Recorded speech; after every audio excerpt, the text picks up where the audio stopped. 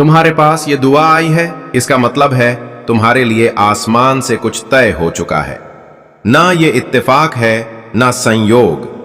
یہ اس رب کی پلاننگ ہے جو جانتا ہے تمہیں اب آرام چاہیے، راحت چاہیے، اور سب سے بڑھ کر سکون چاہیے۔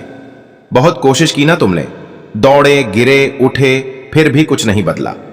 ہر دن وہی ٹینشن، وہی ڈر، وہی ہار۔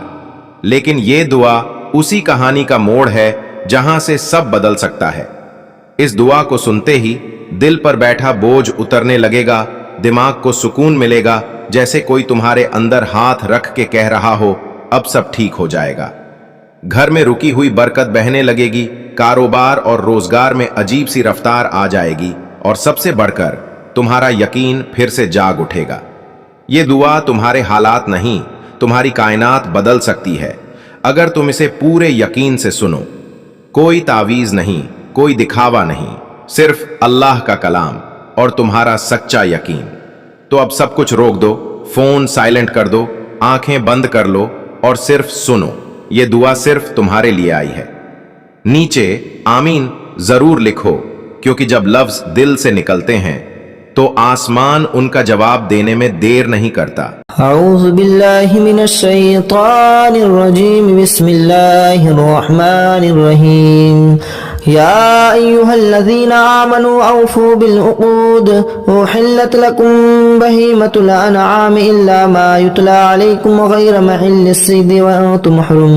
ان اللہ یحکم ما یرید۔ یا ایہا الذین آمنوا لا تحلموا شعائر اللہ ولا الشہر الحرام ولا الحدی ولا القلائد ولا آمین البیت الحرام یبتغون فضلا من ربهم ورضوانا، وإذا حللتم فاستعدوا ولا يجرمنكم شنآن قوم أن صدوكم عن المسجد الحرام أن تعتدوا، وتعاونوا على البر والتقوى ولا تعاونوا على الإثم والعدوان، واتقوا الله إن الله شديد العقاب۔ حرمت عليكم الميتة والدم ولحم الخنزير وما أهل لغير الله به، والمنخنقة والموقوذة والمتردية والنتيحة وما أكل السبع إلا ما ذكيتم وما ذبح على النصب وأن تستقسموا بالأزلام، ذلكم فسق۔ اليوم يئس الذين كفروا من دينكم فلا تخشوهم واخشون، اليوم أكملت لكم دينكم وأتممت عليكم نعمتي ورضيت لكم الإسلام دينا، فمن اضطر في مخمسة غير متجانف إثم فإن الله غفور رحيم۔ يسألونك ماذا أحل لهم قل أحل لكم الطيبات وما علمتم من الجوارح مكلبين تعلمونهن مما علمكم الله، فكلوا مما أمسكنا عليكم واذكروا اسم الله عليه واتقوا الله إن الله شديد العقاب۔ اليوم أحل لكم الطيبات وطعام الذين أوتوا الكتاب حل لكم وطعامكم حل لهم، والمحسنات من المؤمنات والمحسنات من الذين أوتوا الكتاب من قبلكم إذا آتيتموهن أجورهن محسنين غير مسافحين ولا مستخيرين آخرا، ومن يكفر بالإيمان فقد حبط عمله وهو في الآخرة هم الخاسرون۔ يا أيها الذين آمنوا إذا قمتم إلى الصلاة فاغسلوا وجوهكم وأيديكم إلى المرافق وامسحوا برؤوسكم وأرجلكم إلى الكعبين، وإن كنتم جنبا فطهروا، وإن كنتم مرضى أو على سفر خير لكم من الغيام أو لمسكنكم النساء فلم تجدوا ماء فتيمموا صعيدا طيبا فامسحوا بوجوهكم وأيديكم، ما يريد الله ليجعل عليكم من حرج ولكن يريد ليطهركم وليتم نعمته عليكم لعلكم تشكرون، واذكروا نعمة الله عليكم وميثاقه الذي واثقكم به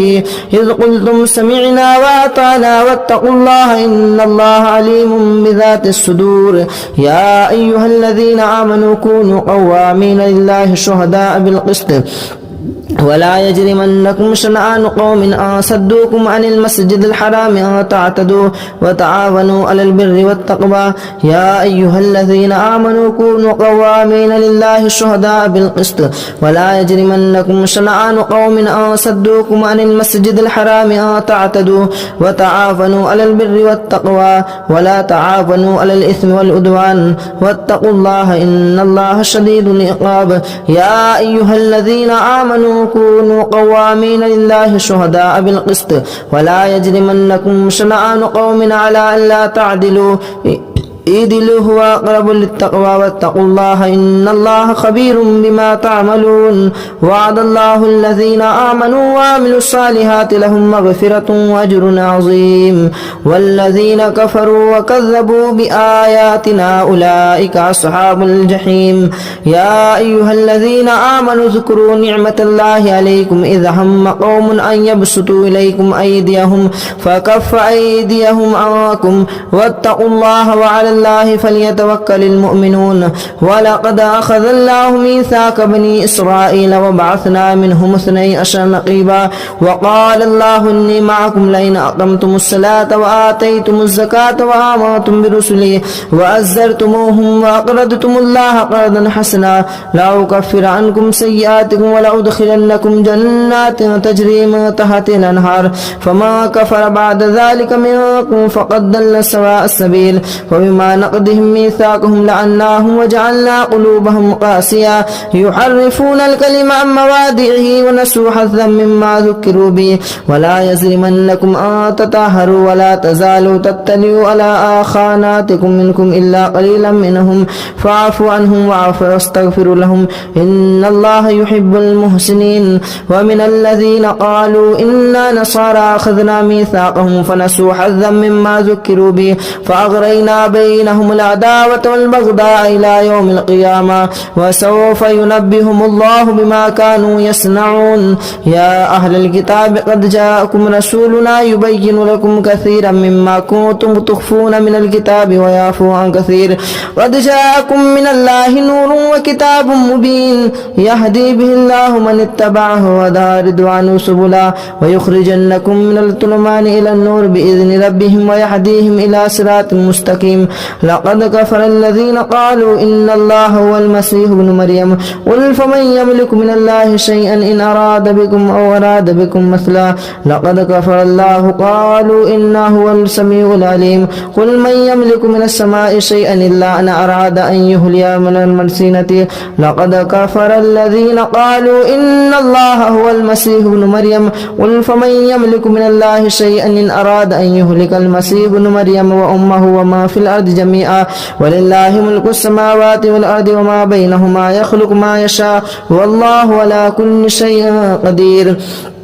وقالت اليهود والنصارى نحن أبناء الله وأحباؤه قل فلم يعذبكم بذنوبكم بل أنتم بشر ممن خلق يغفر لمن يشاء ويعذب من يشاء ولله ملك السماوات والأرض وما بينهما وإليه المصير يا أهل الكتاب قد جاءكم رسولنا يبين لكم كثيرا من الرسل أن تقولوا ما جاءنا من البشير والنذير فقد جاءكم بشير ونذير والله على كل شيء قدير وإذ قال موسى لقومه يا قوم اذكروا نعمة الله عليكم إذ جعل فيكم أنبياء وجعلكم ملوكا وآتاكم ما لم يؤت أحدا من العالمين يا قوم ادخلوا الجنة المقدسة يا قوم ادخلوا الأرض المقدسة التي كتب الله لكم ولا ترتدوا على أدباركم فتنقلبوا خاسرين قالوا يا موسى إنا فيها قوم جبارين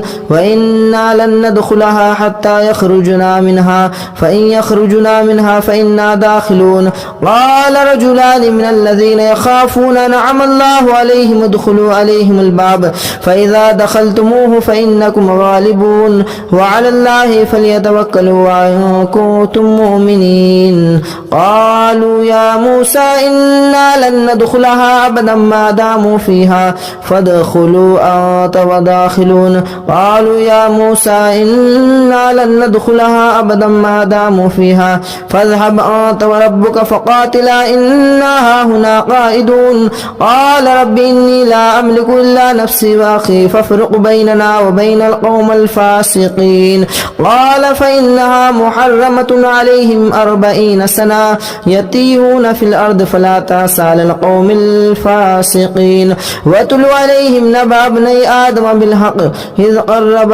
قربنا قلنا يا بأوا بكم واتل عليهم نبأ ابني آدم بالحق إذ قربا قربانا فتقبل من أحدهما ولم يتقبل من الآخر قال لا تقبل من الآخر لئن بسطت إلي لئن بسطت واتل عليهم نبأ ابني آدم بالحق إذ قربا قربانا فتقبل من أحدهما ولم يتقبل من الآخر قال أقتلنك قال إنما يتقبل الله من المتقين لئن بسطت إلي يدك لتقتلني ما أنا بباسط يدي لأقتلك إني أخاف الله رب العالمين إني أريد أن تبوء بإثمي وإثمك فتكون من أصحاب النار وذلك جزاء الظالمين فتوأت له نفسه قتل أخيه فقتله فأصبح من الخاسرين فبعث الله غربانا يبعث في الأرض ليريه كيف يواري سوءة أخيه قال يا ويلتى أعجزت أن أكون مثل هذا الغراب فأواري سوءة أخيه فأصبح من النادمين من أجل ذلك كتبنا على رسله إلى إبراهيم كتبنا على بني إسرائيل أنه ما قتل نفسا بغير نفس أو فساد في الأرض فكأنما قتل الناس جميعا ومن أحياها فكأنما أحيا الناس جميعا ولقد جاءتهم رسلنا بالبينات ثم إن كثيرا منهم بعد ذلك لمفسدون إنما جزاء الذين يحاربون الله ورسوله ويسعون في الأرض فسادا أن يقتلوا أو يصلبوا أو تقطع أيديهم وأرجلهم من خلاف أو ينفوا من الأرض ذلك لهم خزي في الدنيا وهم في الآخرة عذاب عظيم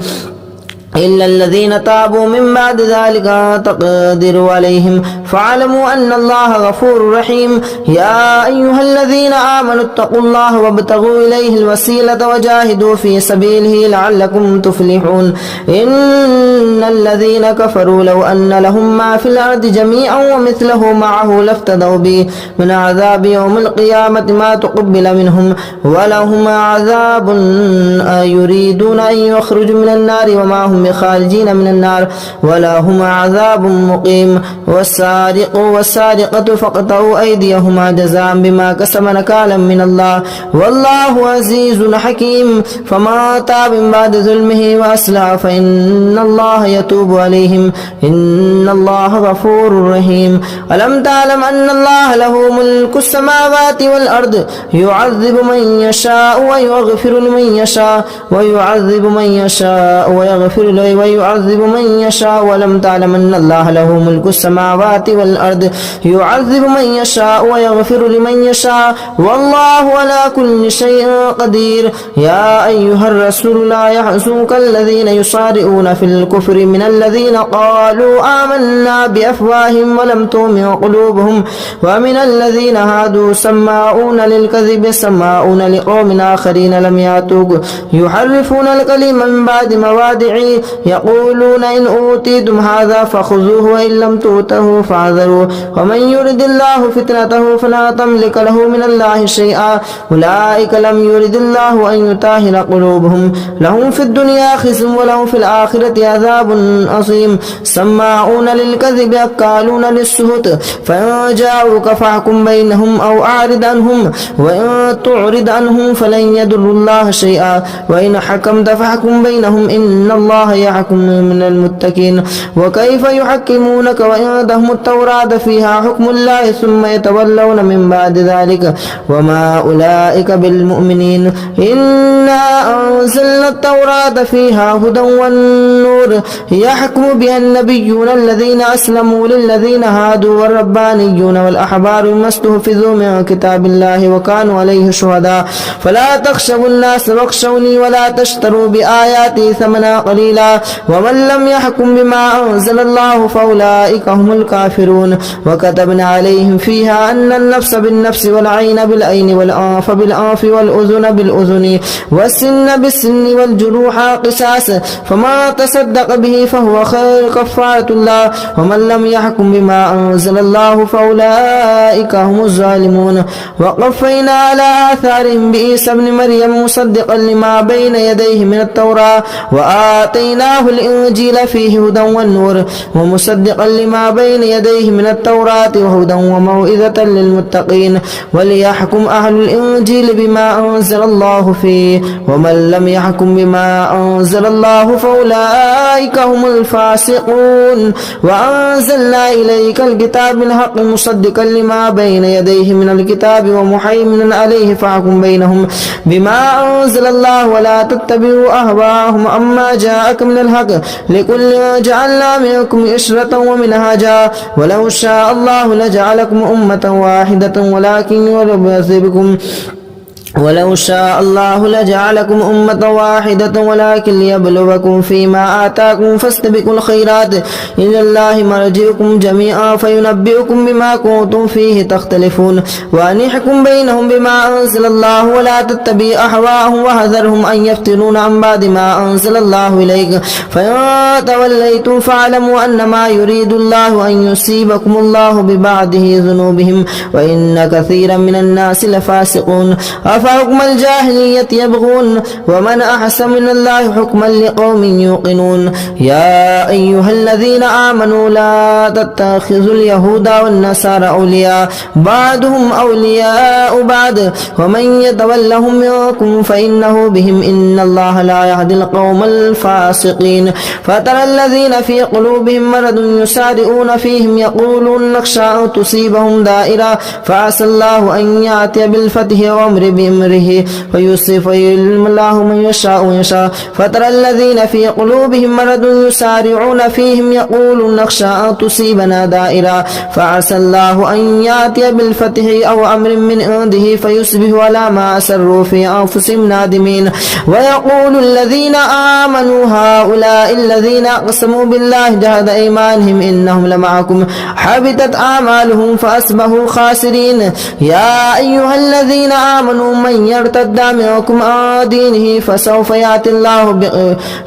يأتي الله بقوم يحبونه ويحبون أذلة على المؤمنين عزة على الكافرين يجاهدون في سبيل الله ولا يخافون لوما يؤخر ذلك فضل الله يؤتيه من يشاء والله واسع عليم إنما وليكم الله ورسوله والذين آمنوا الذين يقيمون الصلاة ويؤتون الزكاة وهم يسارعون ومن يتوكل الله ورسوله والله والذين آمنوا فإن الله حسب لكم الغالبون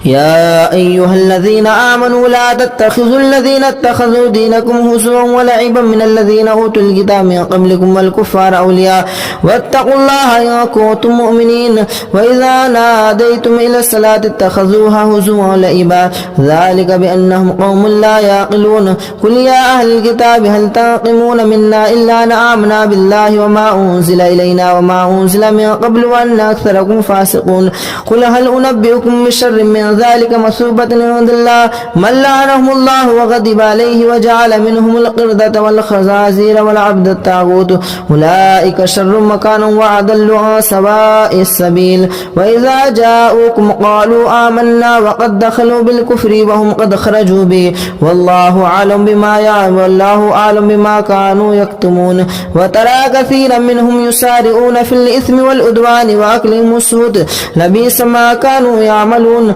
لولا ينهاهم الربانيون والأحبار عن قولهم الإثم وأكلهم السحت لبئس ما كانوا يصنعون وقالت اليهود يد الله مغلولة غلت أيديهم ولئنوا بما قالوا بل يداه مبسوطتان ينفق كيف يشاء وليزيدن كثيرا منهم ما أنزل إليك من ربك طغيانا وكفرا وألقينا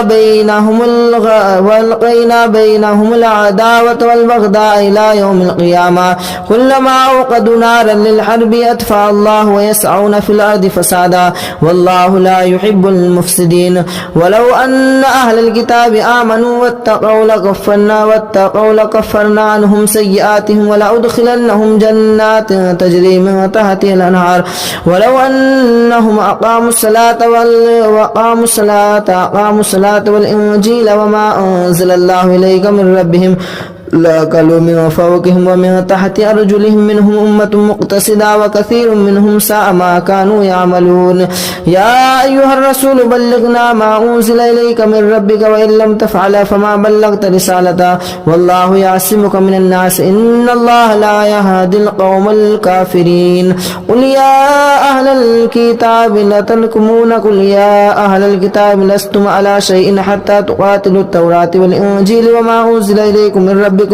ويزيد الذين كثيرا منهم ما أنزل إليك من ربك طغيانا وكفرا فلا تأس على القوم الكافرين إن الذين آمنوا والذين هادوا والسابئون والنصارى من آمن بالله واليوم الآخر وعمل صالحا فلهم أجرهم عند ربهم ولا خوف عليهم ولا إن الذين آمنوا والذين هادوا والسابئون والنصارى من آمن بالله واليوم الآخر وعمل صالحا فلا خوف عليهم ولا هم يحزنون لقد أخذنا ميثاق بني إسرائيل وأرسلنا إليهم رسلا كلما جاءهم رسول بما لا تهوى أنفسهم فريقا كذبوا وفريقا يقتلون وحسبوا أن لا تكون فتنة فجمعوا وسموا إلى الله تعالى عليهم ثم آموا وسموا كثيرا منهم والله بصير بما يعملون لقد كفر الذين قالوا إن الله هو المسيح ابن مريم وقال المسيح يا بني إسرائيل اعبدوا الله ربي وربكم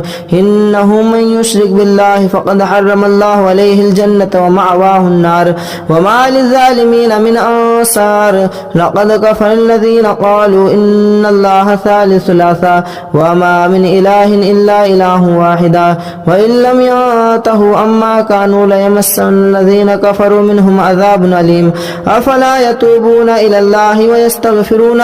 والله غفور رحيم ما المسيح ابن مريم إلا رسول قد خلت من قبله الرسل وأمه صديقة كان يأكلان الطعام انظر كيف نبين لكم الآيات ثم انظر أنا يؤفكون قل أتعبدون من دون الله ما لا يملك لكم ضرا ولا نفعا والله هو السميع العليم قل يا أهل الكتاب لا تغلوا في دينكم غير الحق ولا تتبعوا أهواء قوم قد ضلوا من قبل وأضلوا كثيرا وأضلوا عن سواء السبيل لعن الذين كفروا من بني إسرائيل على لسان داود وعيسى بن مريم ذلك بما عصوا وكانوا يعتدون كانوا لا يتناهون عن منكر فعلوا لبئس ما كانوا يفعلون ترى كثيرا منهم يتولون الذين كفروا لبئس ما قدمت لهم أنفسهم أن سخط الله عليهم وفي العذاب هم خالدون ولو كانوا يؤمنون بالله والنبيين وما أنزل إليهم ما اتخذوهم أولياء ولكن كثيرا منهم فاسقون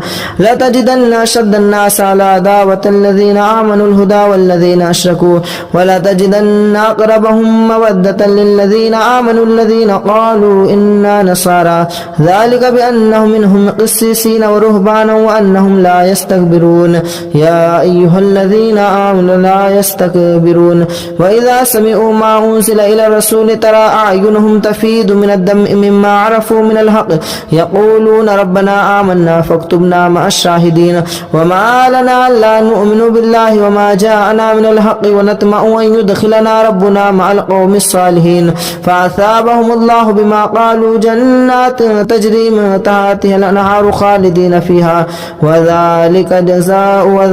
جزاء المحسنين والذين كفروا وكذبوا بآياتنا أولئك أصحاب الجحيم يا أيها الذين آمنوا لا تحرموا طيبات ما أحل الله لكم ولا تعتدوا إن الله لا يحب المعتدين وكلوا مما رزقكم الله حلالا طيبا واتقوا الله الذي أنتم به مؤمنون لا يؤاخذكم الله باللغو في أيمانكم ولكن يؤاخذكم بما عقدتم الأيمان فكفارته إطعام 10 مساكين من أوسط ما تطعمون أهليكم أو كسوتهم أو تحرير تحرير رقبة فمن لم يجد فصيام 3 أيام ذلك كفارة أيمانكم إذا حلفتم واحفظوا أيمانكم كذلك يبين الله لكم آياته لعلكم تشكرون يا أيها الذين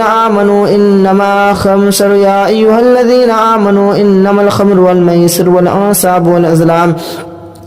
رجس من عمل الشيطان فاجتنبوه لعلكم تفلحون إنما يريد الشيطان أن يوقع بينكم العداوة والبغضاء في الخمر والميسر ويصدكم عن ذكر الله وعن الصلاة فهل أنتم منتهون وأطيعوا الله وأطيعوا الرسول واحذروا فإن توليتم فاعلموا أنما على رسولنا البلاغ المبين ليس عليكم جناح أن تبتغوا فضلا من ربكم ليس على الذين آمنوا وعملوا الصالحات جناح فيما طعموا إذا ما اتقوا وآمنوا وعملوا الصالحات ثم اتقوا وآمنوا ثم اتقوا وأحسنوا والله يحب المحسنين يا أيها الذين آمنوا ليبلونكم الله بشيء من الصيد تناله أيديكم ورماحكم ليعلم الله من يخافه بالغيب فمن اعتدى بعد ذلك فله عذاب أليم يا أيها الذين آمنوا لا تقتلوا الصيد وأنتم حرم وما قتله منكم متعمدا فجزاء مثل ما قتل من النعيم يحكم به ذوى عدل منكم هديا بالغ الكعبة وكفارة طعام مساكين وعدل ذلك صياما ليذوق وبال أمره عفى الله عما أسلف ومن عاد فينتقم الله منه والله عزيز ذو انتقام أحل لكم صيد البحر وطعامه متاعا لكم وللسير وحرم أهل لكم ليلة الصيام الرفث أحل لكم صيد البحر وطعامه متاعا لكم وللسيارة وحرم عليكم صيد البر ما دمتم حرما واتقوا الله الذي إليه تهشرون جعل الله الكعبة البيت الحرام قياما للناس والشهر الحرام والهدي والقلائد ذلك لتعلموا أن الله يعلم ما في السماوات وما في الأرض وأن الله بكل شيء عليم اعلموا أن الله شديد العقاب وأن الله غفور رحيم ما على الرسول إلا البلاغ والله يعلم ما تبدون وما تكتمون قل لا يستوي الخبيث والطيب ولو أعجب كثرة الخبيث فاتقوا الله يا أولي الألباب لعلكم تفلحون يا أيها الذين آمنوا لا تسألوا عن أشياء تبد لكم ما تسوكم ولا تسألوا عنها حين ينزل القرآن تبد لكم عفى الله عنها والله غفور حليم قد سألها قوم من قبلكم ثم أصبحوا بها كافرون ما جعل الله من بحيرة ولا سائبة ولا وسيلة ولا حام ولكن الله كفروا يفعلون مع الكذبين وأكثرهم لا يعقلون وإذا قيل لهم تعالوا إلى ما أنزل الله وإلى الرسول قالوا حسبنا ما وجدنا عليه آباءنا أولو كان آباؤهم لا يعقلون شيئا ولا يهتدون يا أيها الذين آمنوا عليكم أنفسكم لا يضركم ما ضل إذا اهتديتم إلى الله مرجعكم ينبئكم بما كنتم تعملون يا أيها الذين آمنوا شهادة بينكم إذا حضر أحدكم الموت حين الوصية 2 ذوى عدل منكم أو آخران من غيركم إن أنتم ضربتم في الأرض فأصابتكم مصيبة الموت تحبسونهما من بعد الصلاة فيقسمان بالله إن ارتبتم لا نشتري به ثمنا ولو كان ذا قربى ولا نكتم شهادة الله إنا إذا لمن الآثمين فإن أثر على أنهم استحق إثما فآخران يقومان مقامهما من الذين استحق عليهم الأوليان ولا يعني فيقسمان بالله لشهادتنا حق من شهادتهما وما اعتدينا إنا إذا لمن الظالمين ذلك أدنى أن يأتوا بالشهادة على وجهها إن يخافوا أن تردوا أيمانا بعد أيمانهم واتقوا الله واعلموا أن الله لا يهدي القوم الفاسقين يوم يجمعكم الرسول فيقول ماذا أجبتم قالوا لا علم لنا إنك أنت العليم الحكيم إذ قال الله يا عيسى ابن مريم اذكر نعمتي عليك وعلى والدتك إذ أيدتك بروح القدس تكلم الناس في المهد وكهلا وإذ علمتك الكتاب والحكمة والتوراة والإنجيل وإذ تخلق من الطين كهيئة الطير بإذني فتنفخ فيها فتكون طيرا بإذني وتبرئ الأكمه والأبرص بإذني وإذ تخرج الموت بإذني وإذ كففت بني إسرائيل عنك إذ جئتهم بالبينات فقال الذين كفروا منهم إن هذا إلا سحر مبين وإذ أوحيت إلى الحواريين أن آمنوا بي وبرسولي قالوا آمنا واشهد بأننا مسلمون إذ قال الحواريون يا عيسى ابن مريم هل يستطيع ربك أن ينزل علينا مائدة من السماء قال اتقوا الله إن كنتم مؤمنين قالوا نريد أن نأكل منها وتطمئن قلوبنا ونعلم قد صدقتنا ونكون عليها من الشاهدين قال عيسى ابن مريم اللهم ربنا أنزل علينا مائدة من السماء قال الله إن الله وإذ قال الله يا عيسى ابن مريم أنت قلت للناس تكفر قالوا سبحانك لا أقول لكم بالله إن كنتم تقولون ما كنت لكم إلا من أوتي به أن اعبدوا الله وكنتم به شهيد منكم إن تعذبكم ففريقا كذبتم قال الله هذا يوم ينفع صادق لهم جنات تجري من تحت النهر خالدين فيها أبدا رضي الله عنهم ورضوا عنه لله ملك السماوات وما في الأرض وهو على كل شيء قدير أعوذ بالله من الشيطان الرجيم بسم الله الرحمن الرحيم يا أيها الناس اتقوا ربكم الذي خلقكم من نفس واحدة وخلق منها زوجها وبث منهما رجالا كثيرا ونساء واتقوا الله الذي تساءلون به والأرحام إن الله كان عليكم رقيبا وآتوا اليتامى أموالهم ولا تتبدلوا الخبيث بالطيب ولا تأكلوا أموالهم إلى أموالكم إنه كان حوبا كبيرا وإن خفتم ألا تقسطوا في اليتامى فانكحوا ما طاب لكم من النساء مثنى وثلاث ورباع فإن خفتم ألا تعدلوا فواحدة أو ما ملكت أيمانكم ذلك أدنى ألا تعولوا وآتوا النساء صدقاتهن نحلا فإن تبن لكم عن شيء منه نفسا فكلوا منه نساء مارئا وآتوا النساء صدقاتهن نحلا فإن تبن لكم عن شيء منه نفسا فكلوه هنيئا مريئا ولا تؤتوا السفهاء أموالكم التي جعل الله لكم قياما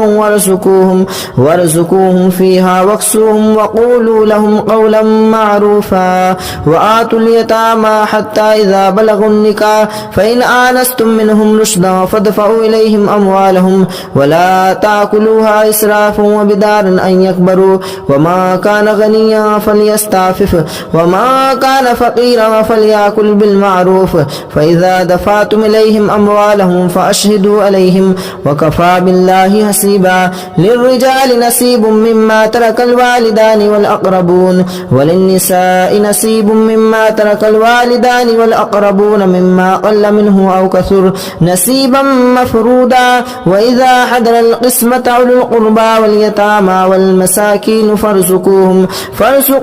منها واسقوهم وقولوا لهم قولا معروفا وليخشى الذين لو تركوا من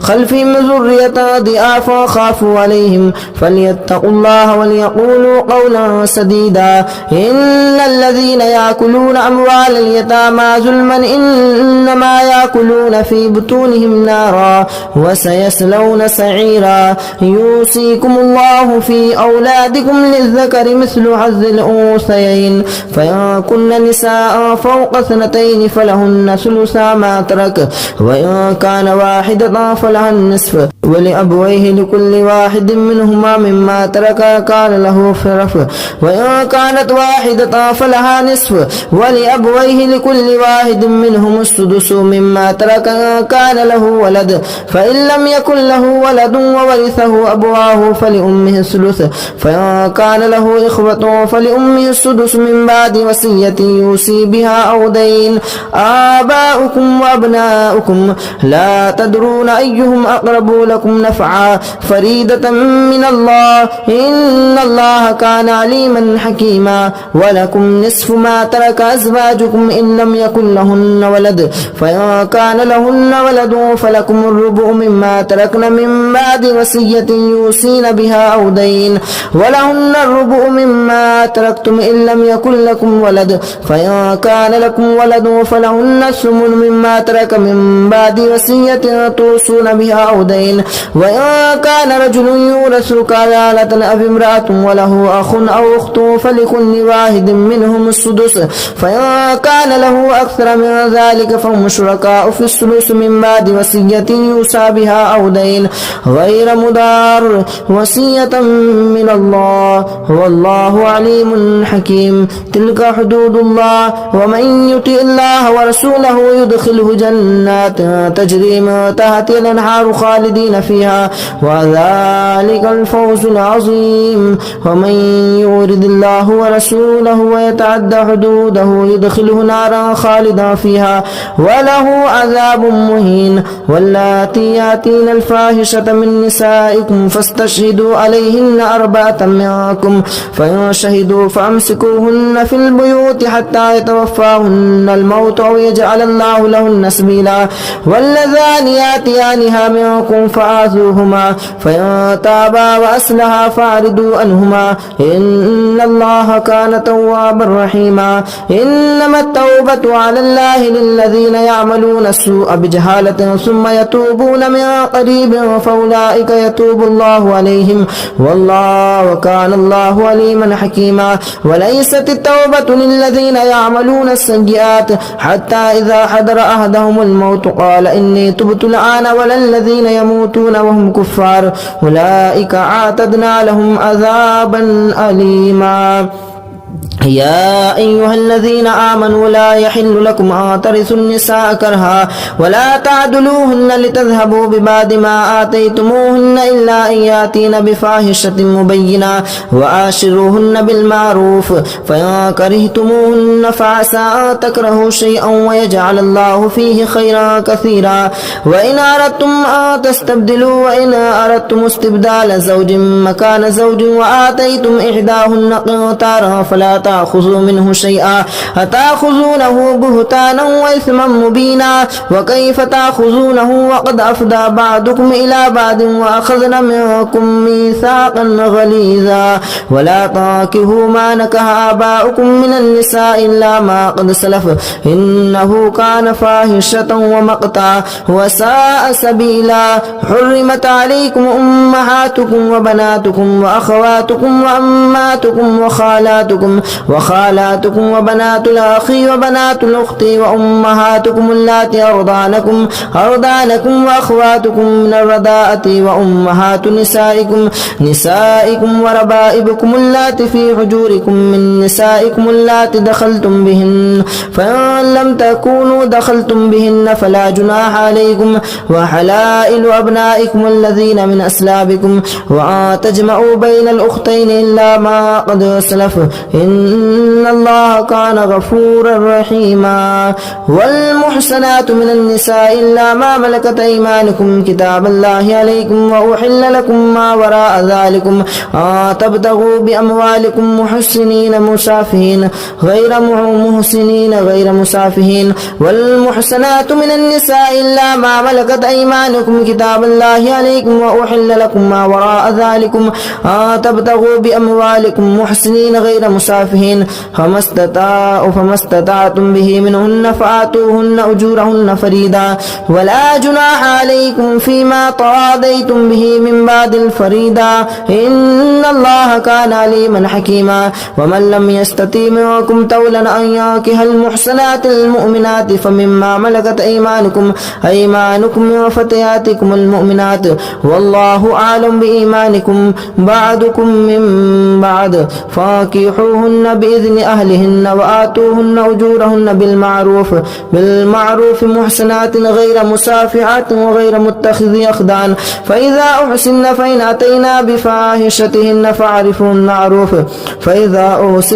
أتينا بفاحشتهن فعليهن نصف ما على المحسنات من العذاب ذلك لمن خشي الآنة منكم وأن تصبروا خير لكم والله غفور رحيم يريد الله ليبين لكم ويهديكم يهديكم سنن الذين من قبلكم ويتوب عليكم والله عليم حكيم والله يريد أن يتوب عليكم ويريد الذين يتبعون الشهوات أن تميلوا ميلا عظيما يريد الله أن يخفف عنكم وخلق الإنسان ضعيفا يا أيها الذين آمنوا لا تأكلوا أموالكم بينكم بالباطل إلا أن تكون تجارة أن تراد منكم ولا تقتلوا أنفسكم إن الله كان بكم رحيما ومن يفعل ذلك عدوانا وظلما فسوف نصليه نارا وكان ذلك على الله يسيرا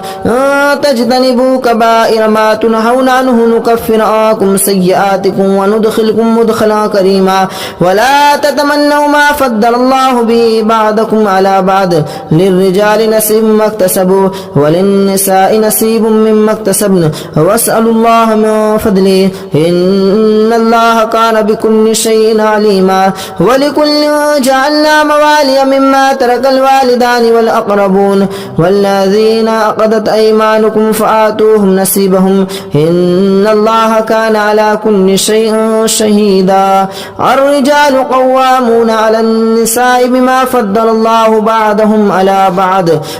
بعض وبما أنفقوا من أموالهم فالصالحات قانتات حافظات للغيب ما حفظ الله واللاتي تخافون نشوزهن فإذوهن واهجروهن في المضاجع واضربوهن فإن أطعنكم فلا تبغوا عليهن سبيلا إن الله كان عليما كبيرا وإن خفتم شقاق بينهما فابعثوا أحدكم من أهله وحكم من أهلها إن يريدا إصلاحا يوفق الله بينهما إن الله خبير بما تعملون واعبدوا الله ولا تشركوا به شيئا وبالوالدين إحسانا وبذي القربى واليتامى والمساكين والجار ذي القربى والجار ذي الجنب والصاحب بالجنب وابن السبيل وما ملكت أيمانكم إن الله لا يحب ما كان مختالا فخورا الذين يبتغون ويعمرون الناس بالبخل ويكتمون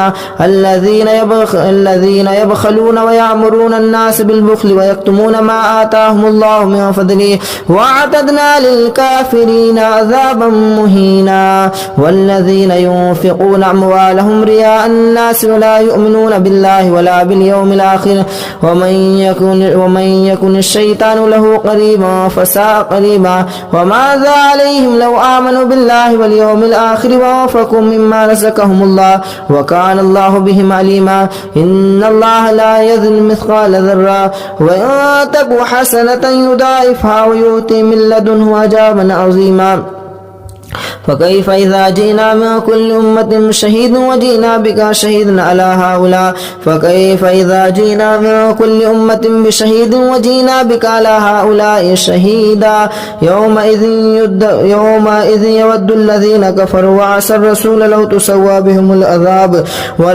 يومئذ يود الذين كفروا وعصوا الرسول لو تسوى بهم الأرض ولا يكتمون الله حديثا يا أيها الذين آمنوا لا تقربوا الصلاة وأنتم سكارى فلا حتى تعلموا ما تقولون ولا جنبا إلا آسري سبيله حتى تغتسلوا وإن كنتم مرضى أو على سفر أو جاء أحد منكم من الغائط لو مستم النساء فلم تجدوا ماء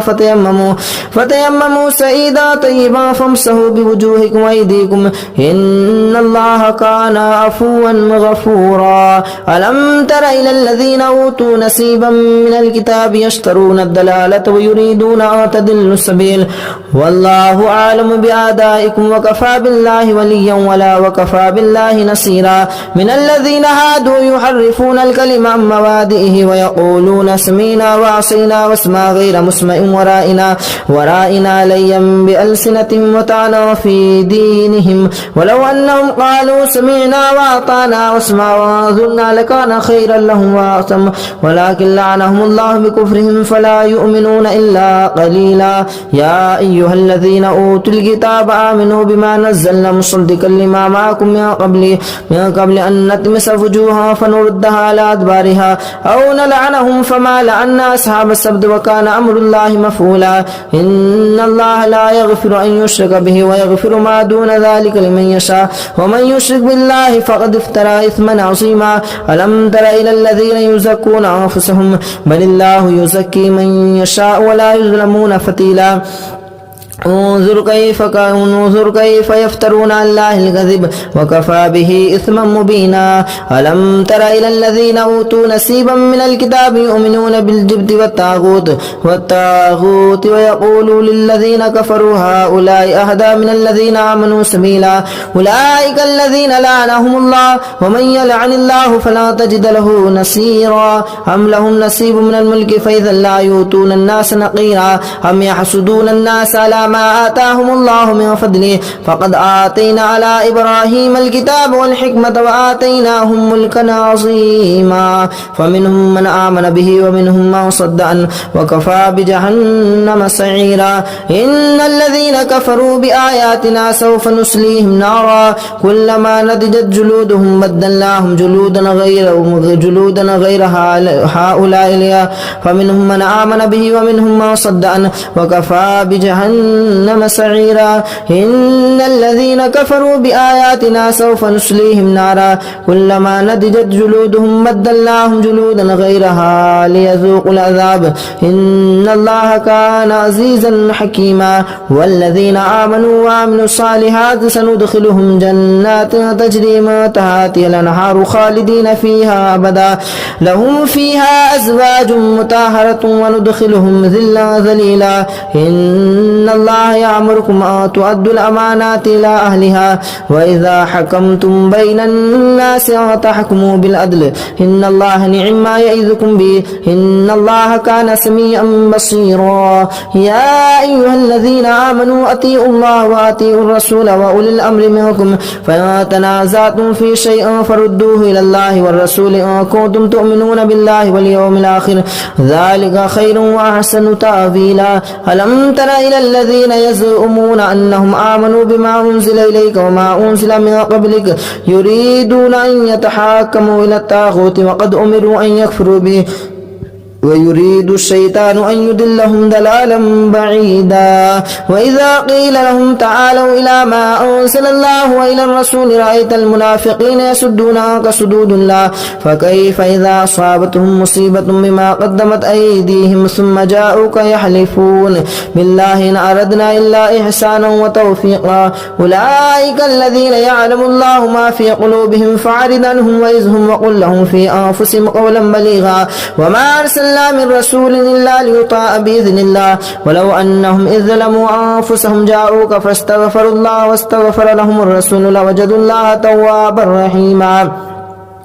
فلا وربك لا يؤمنون حتى يحكموك فيما شجر بينهم ثم لا يجدوا في أنفسهم حرجا مما قضيت ويسلموا تسليما ولو أنا كتبنا عليهم أن اقتلوا أنفسكم أو اخرجوا من دياركم ما فعلوه إلا قليل منهم ولو أنهم فعلوا ما يؤذون به لكان خيرا لهم وأشد تثبيتا وإذا لآتيناهم من لدنا أجرا عظيما ولهديناهم صراطا مستقيما ومن يطع الله والرسول فأولئك مع الذين أنعم الله عليهم من النبيين والصديقين والشهداء والصالحين وحسن أولئك رفيقا ذلك الفضل من الله وكفى بالله عليما يا أيها الذين آمنوا خذوا حذركم فانفروا ثبات أو انفروا جميعا وإن منكم لمن ليبطئن فإن أصابتكم مصيبة قال قد أنعم الله علي إذ لم أكن معهم شهيدا ولئن أصابكم فضل من الله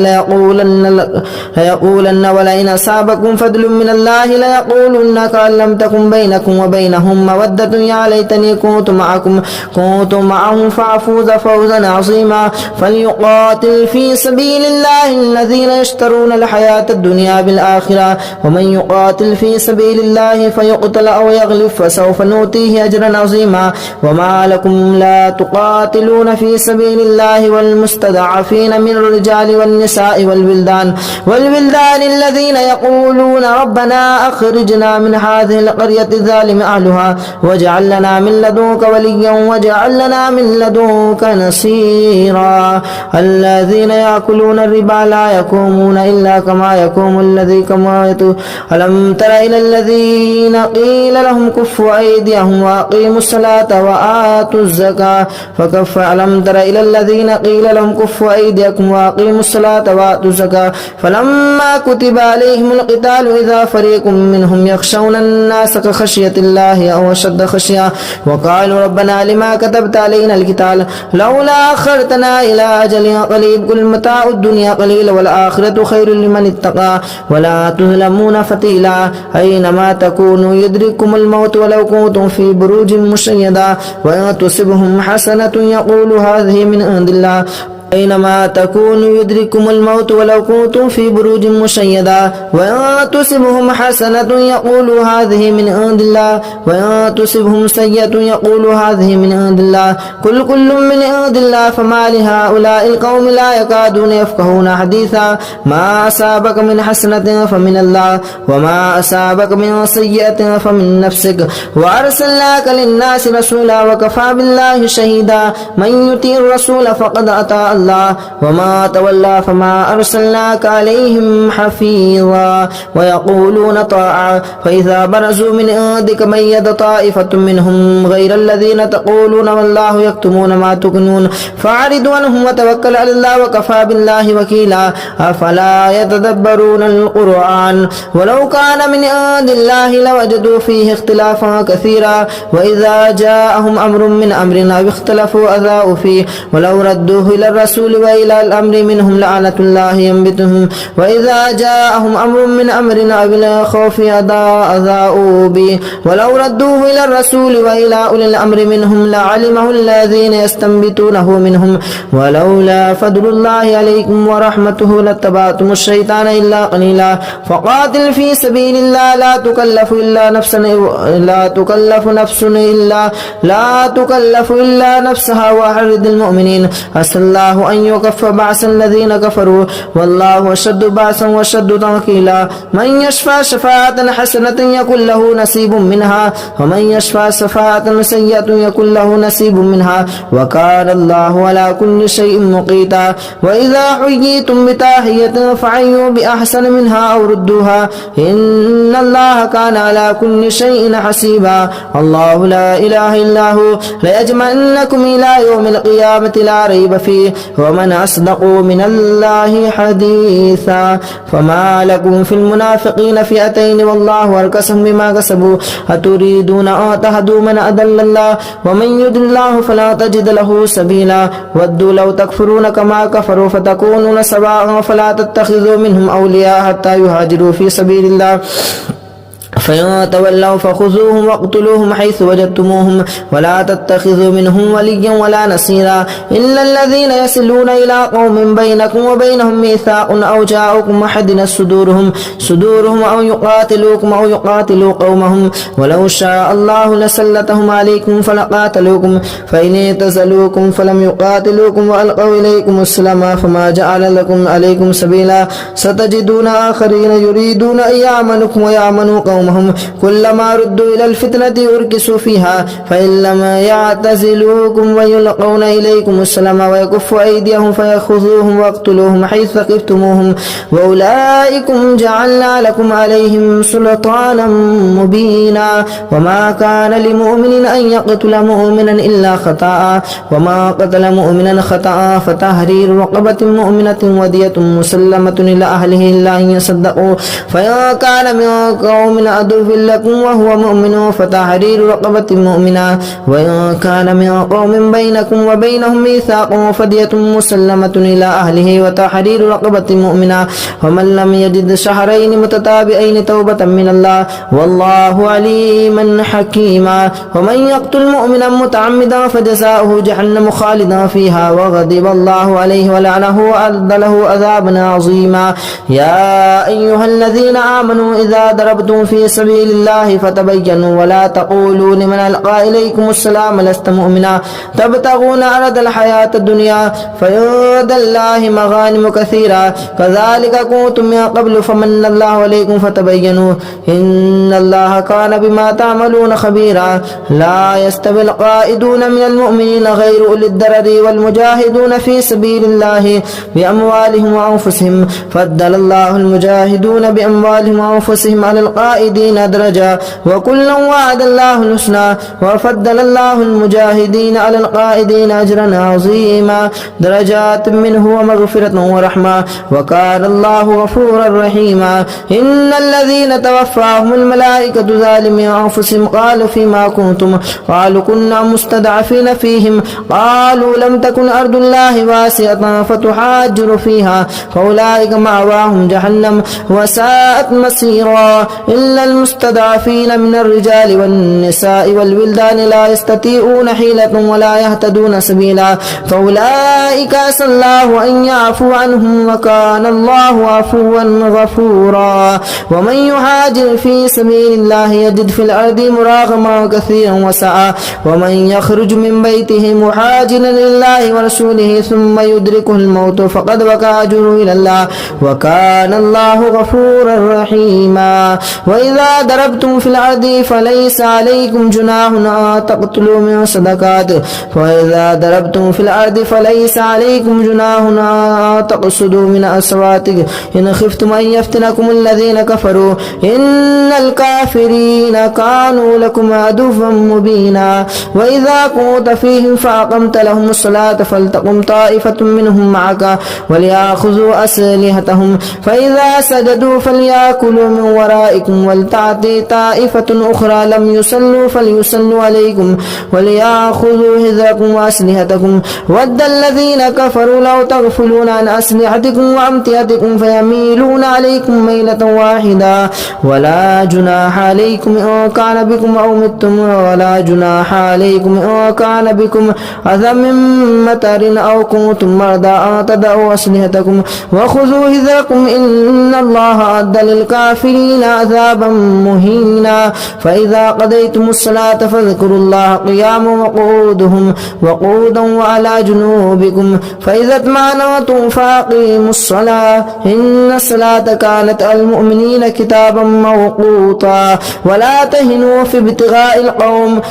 تكونوا تعلمون فإنهم يعلمون كما تعلمون وترجون من الله ما لا يرجون وكان الله عليما حكيما إنا أنزلنا إليك الكتاب الحق لتحكم بين الناس بما أراكم الله ولا تكن للخائنين خصيما واستغفر الله إن الله كان غفورا رحيما ولا تجادل عن الذين يخافون عنهم إن الله لا يحب ما كان خوانا أثيما يستخفون من الناس ولا يستخفون من الله وهو معهم إذ يبيتون ما لا يرضى من القول وكان الله بما يعملون محيطا ها أنتم هؤلاء جادلتم عنهم في الحياة الدنيا فمن يجادل الله عنهم يوم القيامة أم من يكون عليهم وكيلا ومن يعمل سواء أو يظلم نفسه ثم يستغفر الله يجد الله غفورا رحيما ومن يكسب فإنما يكسب على نفسه وكان الله عليما حكيما ومن يكسب خطيئة أو إثما ثم يوم به بريء منهم فقد احتمل بهتانا وإثما مبينا ولولا فضل الله عليك ورحمته لحمت طائفة منكم أن يضلوك وما يضلون إلا أنفسهم وما يضرون من شيء وأنزل الله عليك الكتاب والحكمة وعلمك ما لم تكن تعلم وكان فضل الله عليك عظيما لا خير في كثير من نجواهم إلا من أمر بصدقة أو معروف أو إصلاح بين الناس ومن يفعل ذلك ابتغاء مرضات الله فسوف نؤتيه أجرا عظيما ومن يشاقق الرسول من بعد ما تبين لهم الهدى ويتبع غير سبيل المؤمنين نوله ما تولى ونصليه جهنم وساءت مصيرا إن الله لا يغفر أن يشرك به ويغفر ما دون ذلك لمن يشاء ومن يشرك بالله الله فقد ضل ضلالا بعيدا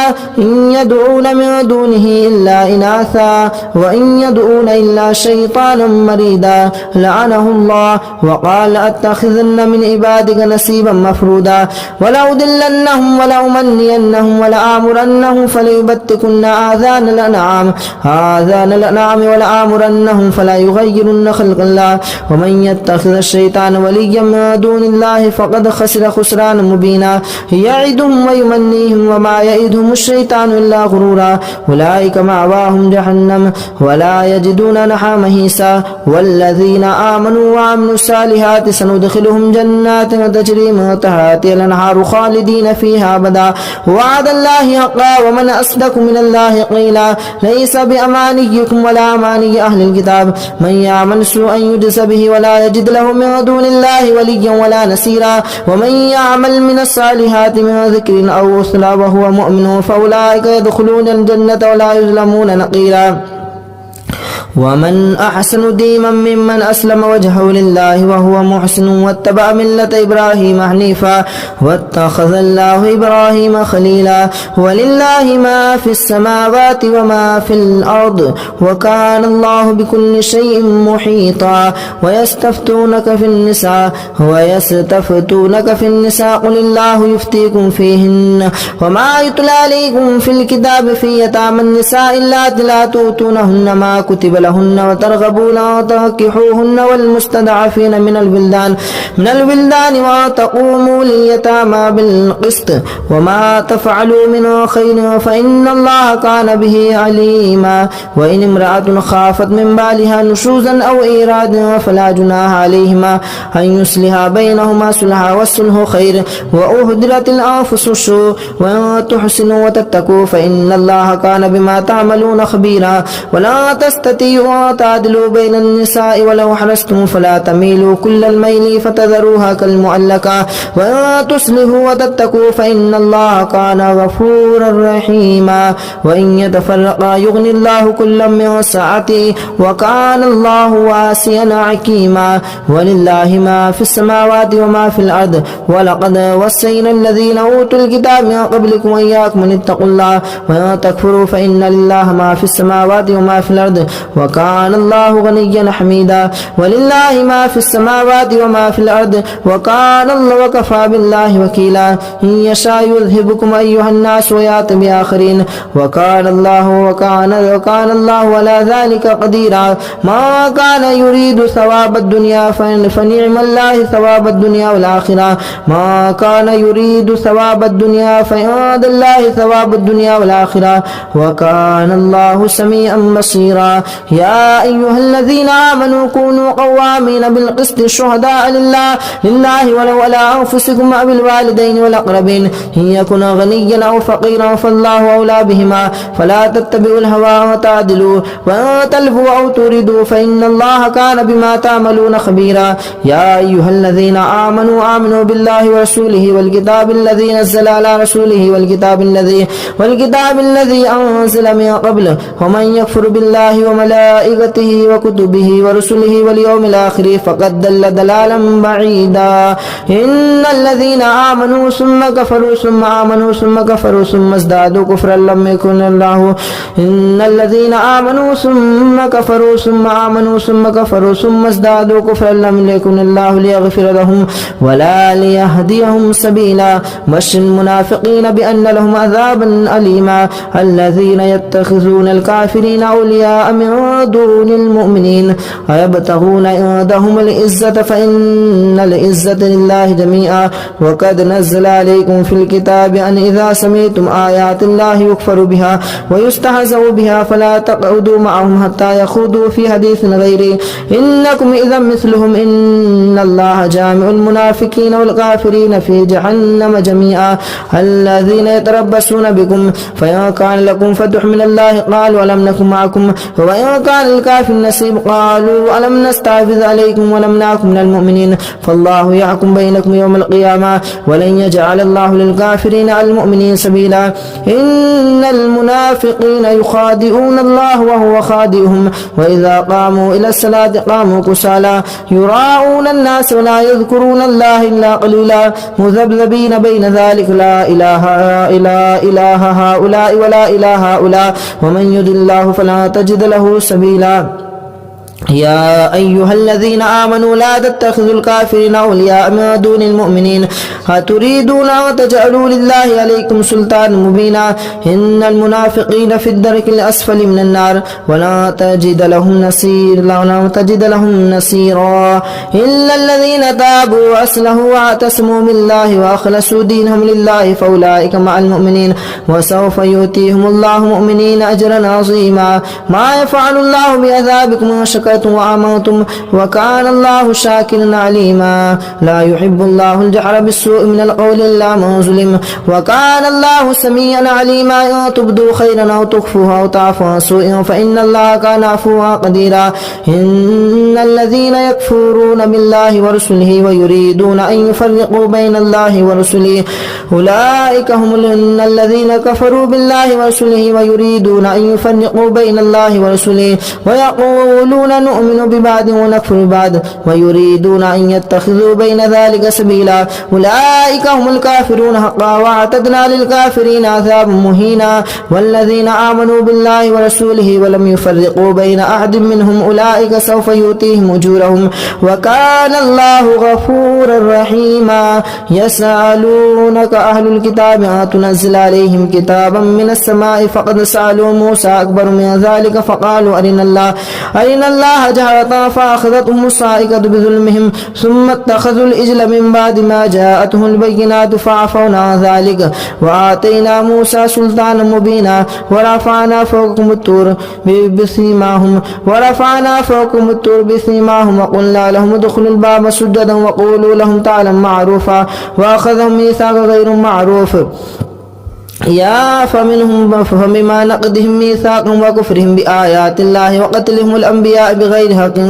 وقولهم قلوبنا غلف بل لعنهم الله بكفرهم فقليلا ما يؤمنون وبكفرهم وقولهم على مريم بهتانا عظيما وقولهم إنا قتلنا عيسى ابن مريم بل افترى فمنهم من آمن به ومنهم من كف عنه وبما نقضهم ميثاقهم وكفرهم بآيات الله وقتلهم الأنبياء بغير حق وقولهم قلوبنا غلف بل تبع الله عليها بكفرهم فلا يؤمنون إلا قليلا وبكفرهم وقولهم على مهتان عظيما وقولهم إنا قتلنا المسيح عيسى ابن مريم رسول الله وما قتلوه وما صلبوه ولكن شلم وإن الذين اختلفوا لفي شك منه بل افترى عليكم سلطانا مبينا يا أيها الذين آمنوا استعينوا بالصبر والصلاة إن الله مع الصابرين بل افترى عليه عليما وكان الله عزيزا حكيما أعوذ بالله من الشيطان الرجيم بسم الله الرحمن الرحيم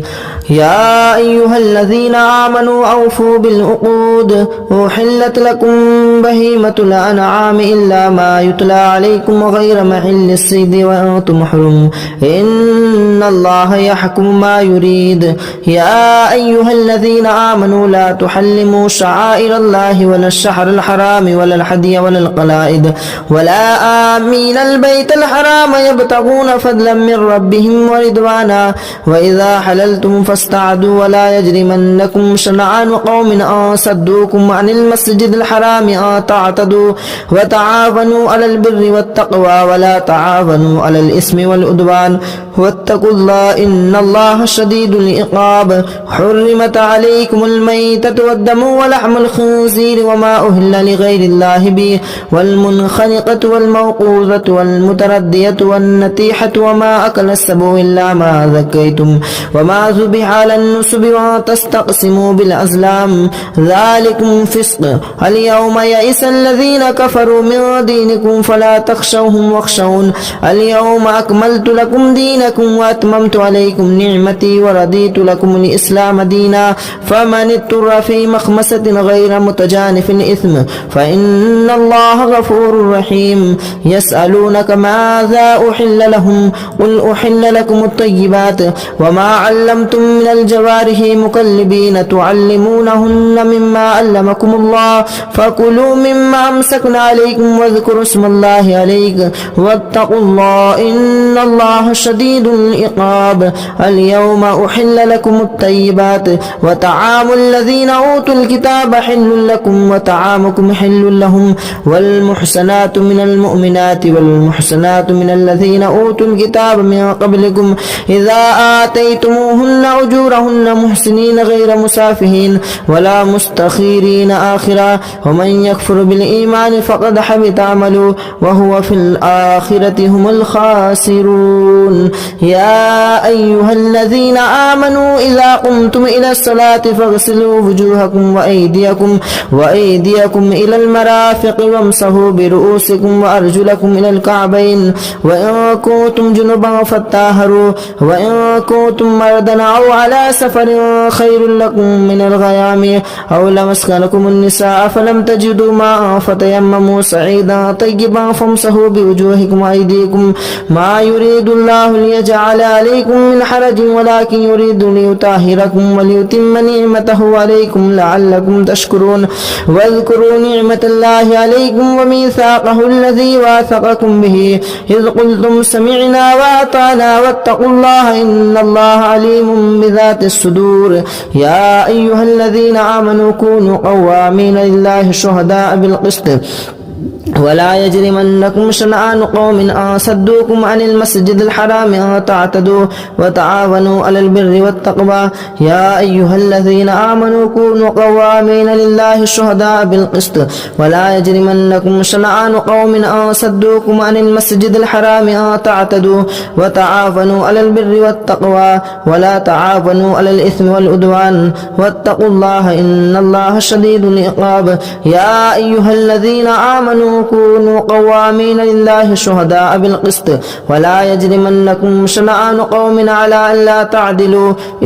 اعدلوا هو أقرب للتقوى واتقوا الله إن الله خبير بما تعملون وعد الله الذين آمنوا وعملوا الصالحات لهم مغفرة وأجر عظيم والذين كفروا وكذبوا بآياتنا أولئك أصحاب الجحيم يا أيها الذين آمنوا اذكروا نعمة الله عليكم إذ هم قوم أن يبسطوا إليكم أيديهم فكف أيديهم عنكم واتقوا الله وعلى الله فليتوكل المؤمنون ولقد أخذ الله ميثاق بني إسرائيل وبعثنا منهم 12 نقيبا وقال الله إني معكم لئن أقمتم الصلاة وآتيتم الزكاة وآمنتم برسلي وأزرتموهم وأقرضتم الله قرضا حسنا لأكفر عنكم سيئاتكم ولأدخلنكم جنات تجري من تحتها الأنهار فما كفر بعد ذلك منكم فقد ضل سواء السبيل وبما نقضهم ميثاقهم لعناهم وجعلنا قلوبهم قاسية يحرفون الكلم عن مواضعه ونسوا حظا مما ذكروا به ولا يجرمنكم أن تطهروا ولا تزالوا تطلعوا على خاناتكم منكم إلا قليلا منهم فاعفوا عنهم واستغفروا لهم إن الله يحب المحسنين ومن الذين قالوا إنا نصارى أخذنا ميثاقهم فنسوا حظا مما ذكروا به فأغرينا بينهم العداوة والبغضاء إلى يوم القيامة وسوف ينبهم الله بما كانوا يصنعون يا أهل الكتاب قد جاءكم رسولنا يبين لكم كثيرا مما كنتم تخفون من الكتاب ويعفو عن كثير قد جاءكم من الله نور وكتاب مبين يهدي به الله من اتبعه ودار رضوانه سبلا ويخرجنكم من الظلمات إلى النور بإذن ربهم ويهديهم إلى صراط مستقيم لقد كفر الذين قالوا إن الله هو المسيح ابن مريم قل فمن يملك من الله شيئا إن أراد بكم أو أراد بكم مثلا لقد كفر الله قالوا إنه هو السميع العليم قل من يملك من السماء شيئا إلا أن أراد أن يهلي من المرسنة لقد كفر الذين قالوا إن الله هو المسيح ابن مريم قل فمن يملك من الله شيئا إن أراد أن يهلك المسيح ابن مريم وأمه وما في الأرض جميعا ولله ملك السماوات والأرض وما بينهما يخلق ما يشاء والله على كل شيء قدير وقالت اليهود والنصارى نحن أبناء الله وأحباؤه قل فلم يعذبكم بذنوبكم بل أنتم بشر ممن خلق يغفر لمن يشاء ويعذب من يشاء ولله ملك السماوات والأرض وما بينهما وإليه المصير يا أهل الكتاب قد جاءكم رسولنا يبين لكم كثيرا من الرسل أن تقولوا ما جاءنا من البشير والنذير فقد جاءكم بشير ونذير والله على كل شيء قدير وإذ قال موسى لقومه يا قوم اذكروا نعمة الله عليكم إذ جعل فيكم أنبياء وجعلكم ملوكا وآتاكم ما لم يؤت أحدا من العالمين يا قوم ادخلوا الجنة المقدسة يا قوم ادخلوا الأرض المقدسة التي كتب الله لكم ولا ترتدوا على أدباركم فتنقلبوا خاسرين قالوا يا موسى إنا فيها قوم جبارين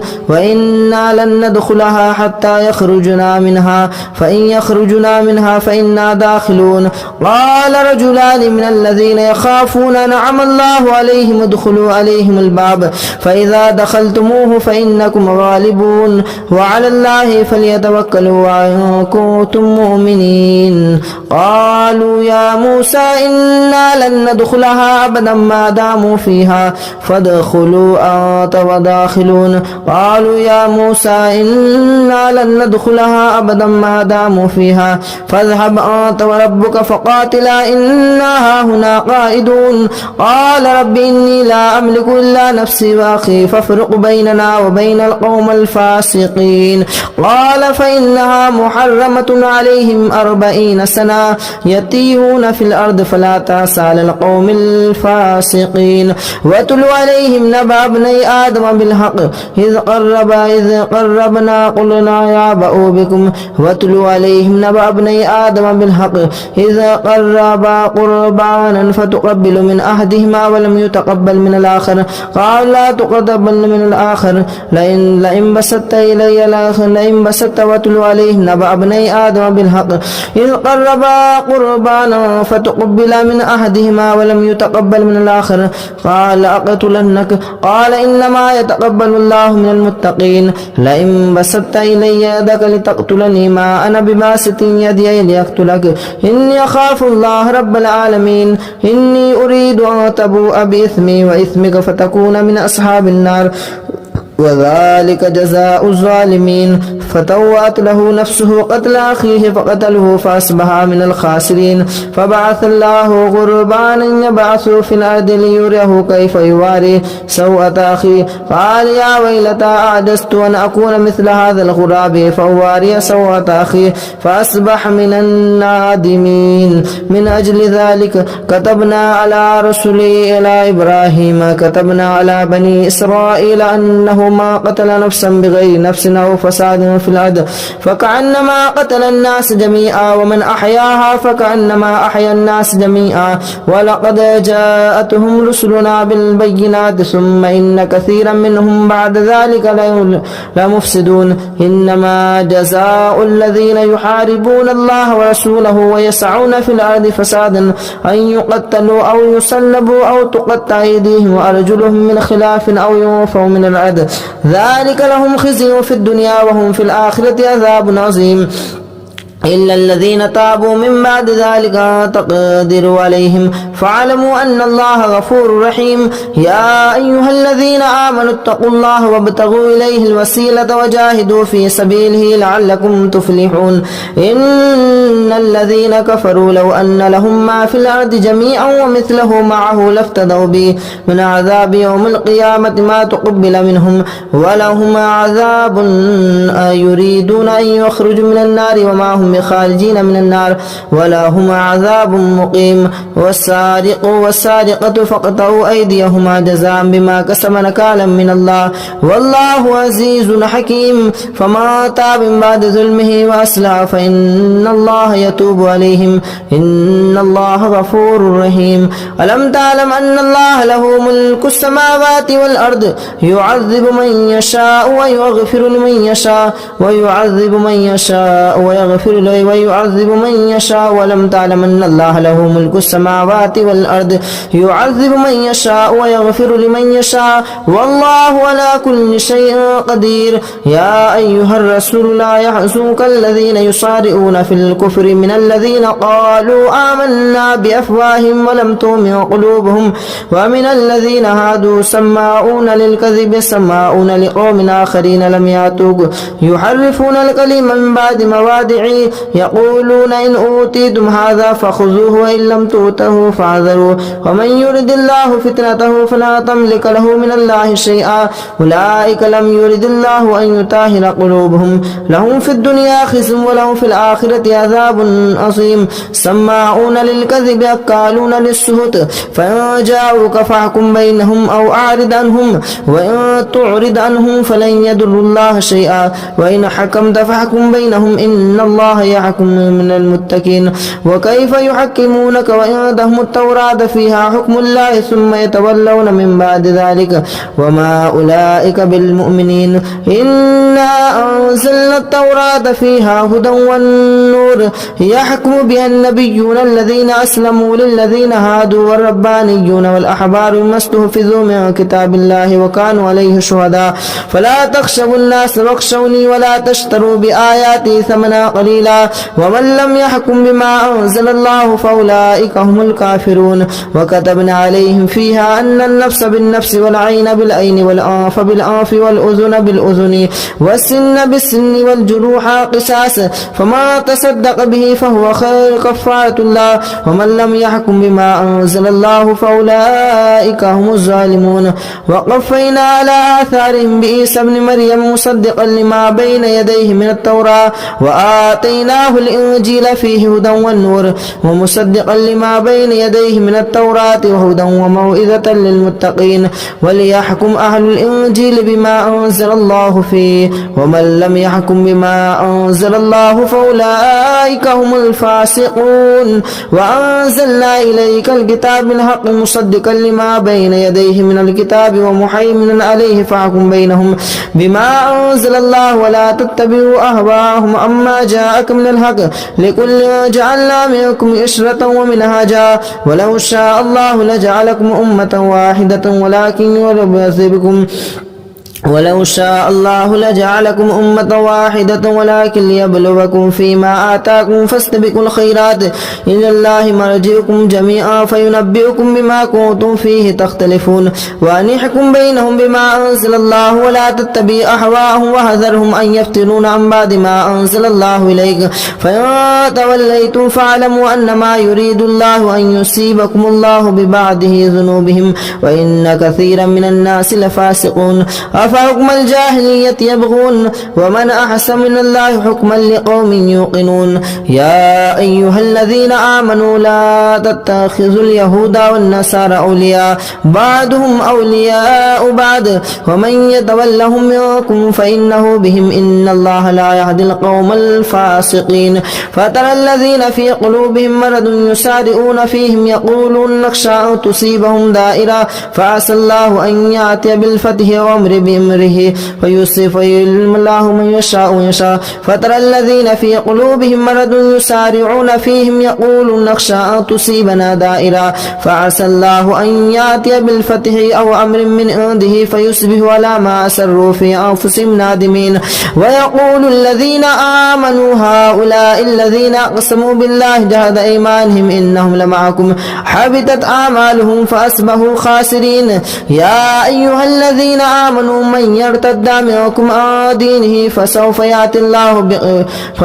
يأتي الله بقوم يحبونه ويحبونه أذلة على المؤمنين عزة على الكافرين يجاهدون في سبيل الله ولا يخافون لوما يؤخر ذلك فضل الله يؤتيه من يشاء والله واسع عليم إنما وليكم الله ورسوله والذين آمنوا الذين يقيمون الصلاة ويؤتون الزكاة وهم يسارعون ومن يتوكل الله ورسوله والله والذين آمنوا فإن الله حزب لكم الغالبون يا أيها الذين آمنوا لا تتخذوا الذين اتخذوا دينكم هزوا ولعبا من الذين أوتوا الكتاب من قبلكم والكفار أولياء واتقوا الله إن كنتم مؤمنين وإذا ناديتم إلى الصلاة اتخذوها هزوا ولعبا ذلك بأنهم قوم لا يعقلون قل يا أهل الكتاب هل تنقمون منا إلا أن آمنا بالله وما أنزل إلينا وما أنزل من قبل وأن أكثركم فاسقون قل هل أنبئكم بشر من ذلك مثوبة عند الله من لعنهم الله وغضب عليه وجعل منهم القردة والخنازير والعبد الطاغوت أولئك شر مكانا وأضل عن سواء السبيل وإذا جاءوكم قالوا آمنا وقد دخلوا بالكفر وهم قد خرجوا به والله أعلم بما كانوا يكتمون وترى كثيرا منهم يسارعون في الإثم والعدوان وأكلهم السحت لبئس ما كانوا يعملون لولا ينهاهم الربانيون والأحبار عن قولهم الإثم وأكلهم السحت لبئس ما كانوا يصنعون وقالت اليهود يد الله مغلولة غلت أيديهم ولئنوا بما قالوا بل يداه مبسوطتان ينفق كيف يشاء وليزيدن كثيرا منهم ما أنزل إليك من ربك طغيانا وكفرا وألقينا بينهم العداوة والبغضاء إلى يوم القيامة كلما أوقدوا نارا للحرب أطفأ الله ويسعون في الأرض فسادا والله لا يحب المفسدين ولو أن أهل الكتاب آمنوا واتقوا لكفرنا عنهم سيئاتهم ولأدخلنهم جنات تجري من تحتها الأنهار ولو أنهم أقاموا الصلاة والإنجيل وما أنزل الله إليك من ربهم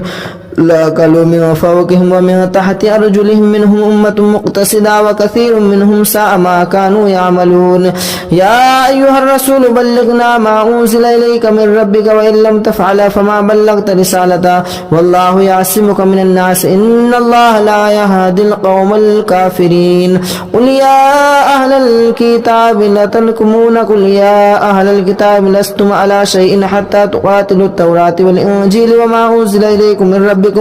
ويزيد الذين كثيرا منهم ما أنزل إليك من ربك طغيانا وكفرا فلا تأس على القوم الكافرين إن الذين آمنوا والذين هادوا والسابئون والنصارى من آمن بالله واليوم الآخر وعمل صالحا فلهم أجرهم عند ربهم ولا خوف عليهم ولا إن الذين آمنوا والذين هادوا والسابئون والنصارى من آمن بالله واليوم الآخر وعمل صالحا فلا خوف عليهم ولا هم يحزنون لقد أخذنا ميثاق بني إسرائيل وأرسلنا إليهم رسلا كلما جاءهم رسول بما لا تهوى أنفسهم فريقا كذبوا وفريقا يقتلون وحسبوا أن لا تكون فتنة فجموا وسموا إلى الله تعالى عليهم ثم عموا وسموا كثيرا منهم والله بصير بما يعملون لقد كفر الذين قالوا إن الله هو المسيح ابن مريم وقال المسيح يا بني إسرائيل اعبدوا الله ربي وربكم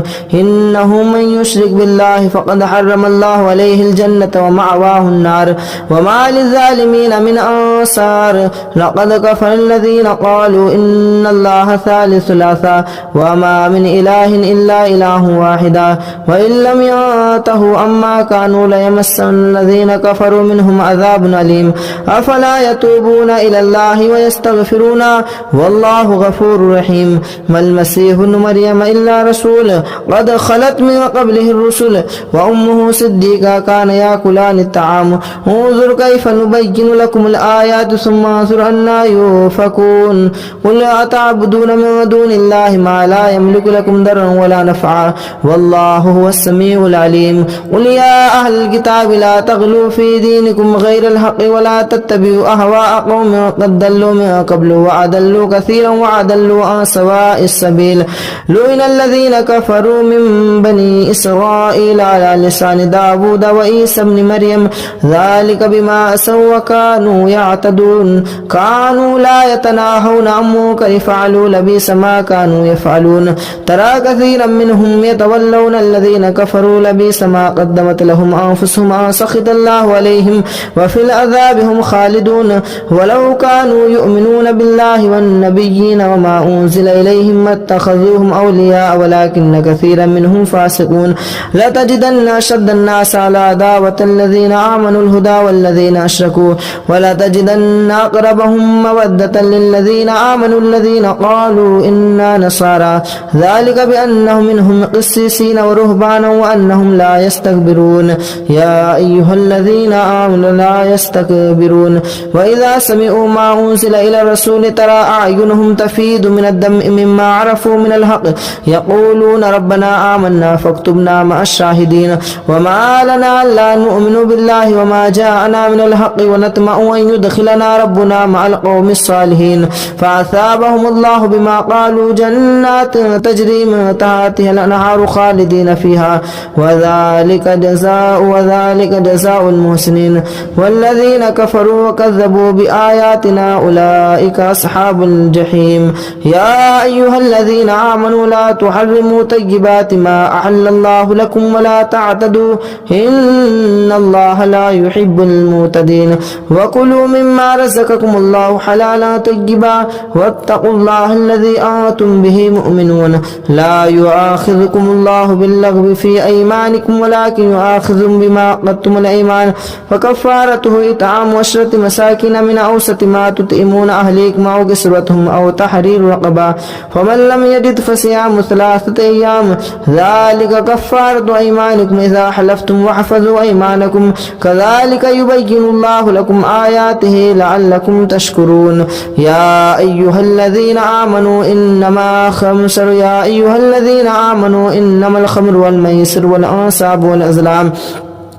رجس من عمل الشيطان فاجتنبوه لعلكم تفلحون. إنما يريد الشيطان أن يوقع بينكم العداوة والبغضاء في الخمر والميسر ويصدكم عن ذكر الله وعن الصلاة فهل أنتم منتهون. وأطيعوا الله وأطيعوا الرسول واحذروا فإن توليتم فاعلموا أنما على رسولنا البلاغ المبين. ليس عليكم جناح أن تبتغوا فضلا من ربكم ليس على الذين آمنوا وعملوا الصالحات جناح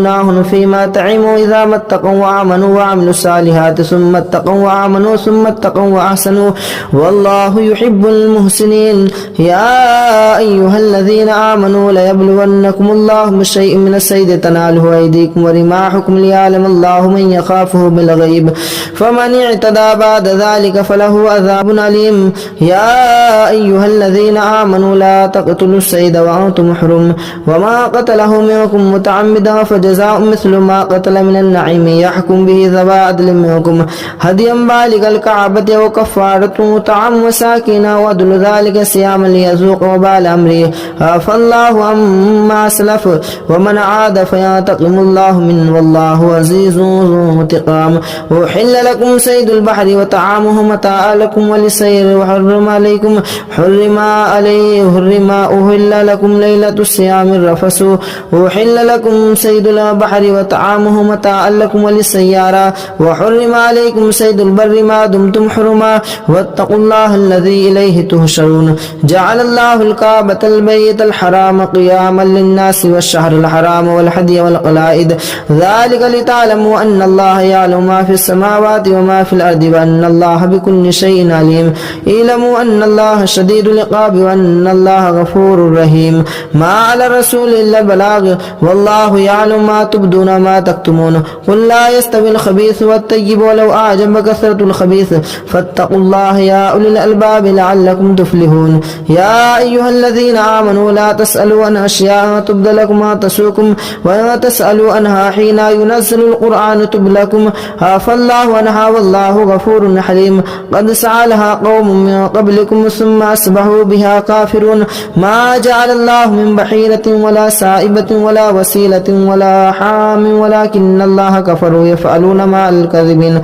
وأكثرهم لا يعقلون وإذا قيل لهم تعالوا إلى ما أنزل الله وإلى الرسول قالوا حسبنا ما وجدنا عليه آباءنا أولو كان آباؤهم لا يعقلون شيئا ولا يهتدون يا أيها الذين آمنوا عليكم أنفسكم لا يضركم ما ضل إذا اهتديتم إلى الله مرجعكم ينبئكم بما كنتم تعملون يا أيها الذين آمنوا شهادة بينكم إذا حضر أحدكم الموت حين الوصية اثنان ذوى عدل منكم أو آخران من غيركم إن أنتم ضربتم في الأرض فأصابتكم مصيبة الموت تحبسونهما من بعد الصلاة فيقسمان بالله إن ارتبتم لا نشتري به ثمنا ولو كان ذا قربى ولا نكتم شهادة الله إنا إذا لمن الآثمين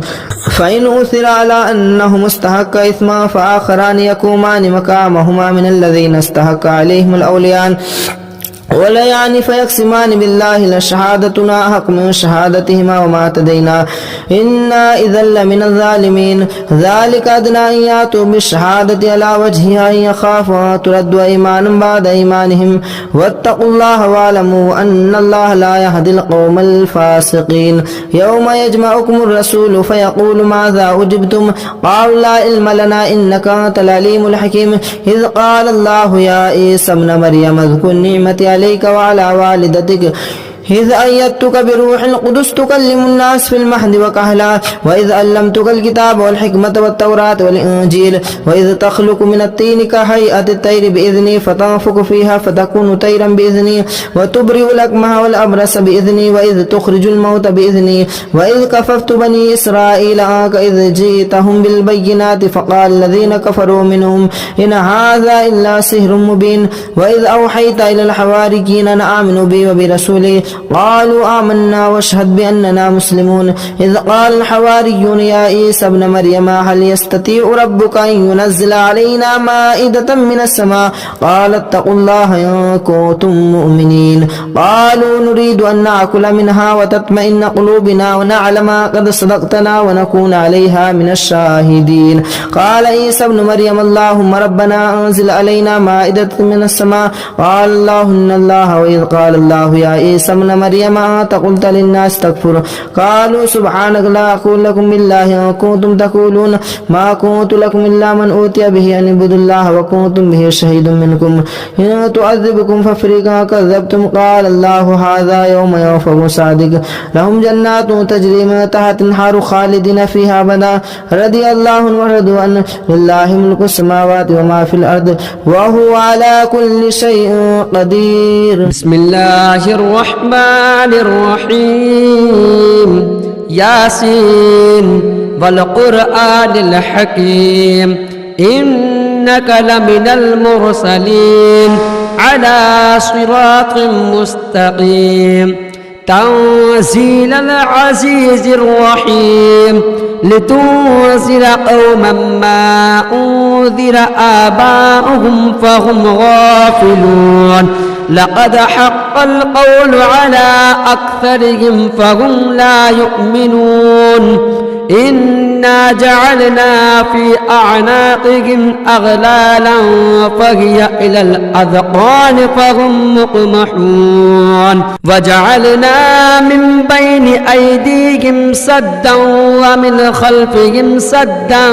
فأغشيناهم فهم لا يبصرون وسواء عليهم أأنذرتهم أم لم تنذرهم لا يؤمنون إنما تنذر من اتبع الذكر وخشي الرحمن بالغيب فبشره بمغفرة وأجر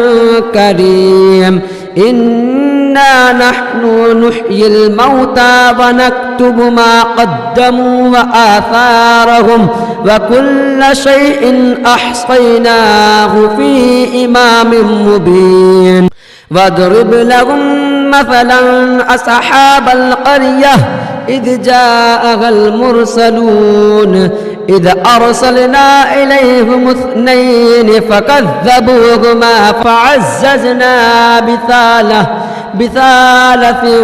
فقالوا إنا إليكم مرسلون قالوا ما أنتم إلا بشر مثلنا وما أنزل الرحمن من شيء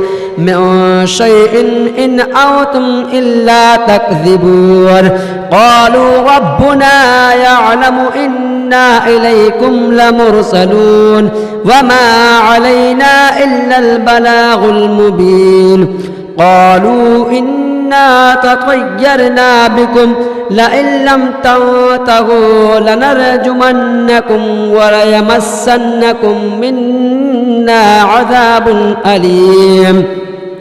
قالوا طائركم معكم أئن ذكرتم بل أنتم قوم مسرفون وجاء بالأقصى المدينة رجل يسعى قال يا قوم اتبعوا المرسلين اتبعوا من لا يسألكم أجرا وهم مهتدون وما لي لا أعبد الذي فطرني وإليه ترجعون أأتخذ من دونه آلهة إن يردني الرحمن بضر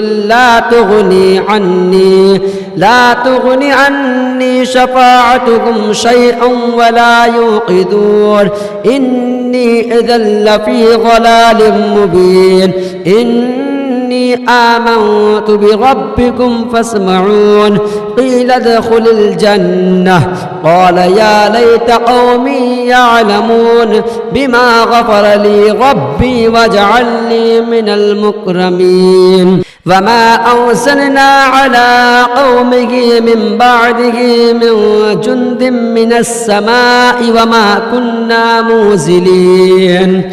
إن كانت إلا صيحة واحدة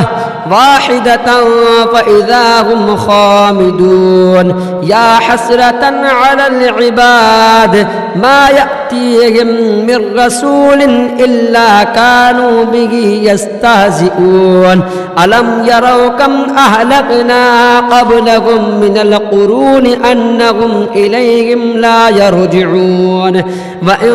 كل لما جميع لدينا محضرون وآية لهم الأرض الميتة أحييناه وأخرجنا منها حبا فمنه يأكلون وجعلنا فيها جنات من نخيل وأعناب وفجرنا فيها من العيون ليأكلوا من ثمره وما عملته أيديهم أفلا يشكرون سبحان الذي خلق الأزواج كلها مما تنبت الأرض ومن أنفسهم ومما لا يعلمون وآية لهم الليل نسلخ منه النهار فإذا هم مظلمون والشمس تجري لمستقر لها ذلك تقدير العزيز العليم والقمر قدرناه منازل حتى عاد كالعرجون القديم لا الشمس ينبغي لها أن تدرك القمر ولا الليل سابق النهار وكل في فلك يسبحون وآية لهم أنا حملنا ذريتهم في الفلك مشحون وخلقنا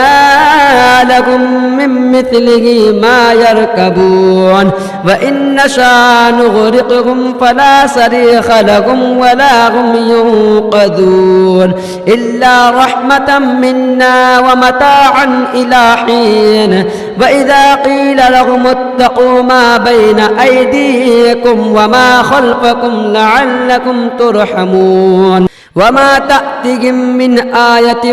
من آيات ربهم إلا كانوا عنها معرضين وإذا قيل لهم أنفقوا مما رزقكم الله قال الذين كفروا للذين آمنوا أنطعم من لو يشاء الله أطعمه إن أنتم إلا في ضلال مبين ويقولون متى هذا الوعد إن كنتم صادقين ما ينظرون إلا صيحة واحدة تأخذهم وهم يخصمون فلا يستطيعون توصية ولا إلى أهلهم يرجعون ونفخ في الصور فإذا هم من الأجداث إلى ربهم ينسلون قالوا يا ويلنا من بعثنا من مرقدنا هذا ما وعد الرحمن وصدق المرسلون إن كانت إلا صيحة واحدة فإذا هم جميع لدينا محضرون فاليوم لا تظلم نفس شيء ولا تجزون إلا ما كنتم تعملون إن أصحاب الجنة اليوم في شغل فاكهون هم وأزواجهم في ظلال على الأرائك متكئون لهم فيها فاكهة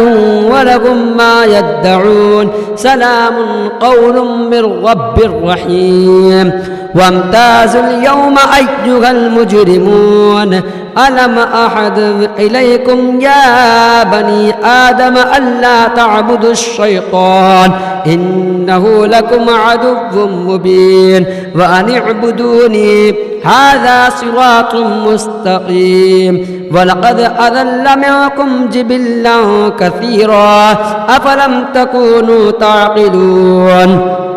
هذه جهنم التي كنتم توعدون اصلوها اليوم بما كنتم تكفرون اليوم نختم على أفواههم وتكلمنا أيديهم وتشهد أرجلهم بما كانوا يكسبون ولو نشاء لطمسنا على أعينهم فاستبقوا الصراط فأنى يبصرون ولو نشاء لمسخناهم على مكانتهم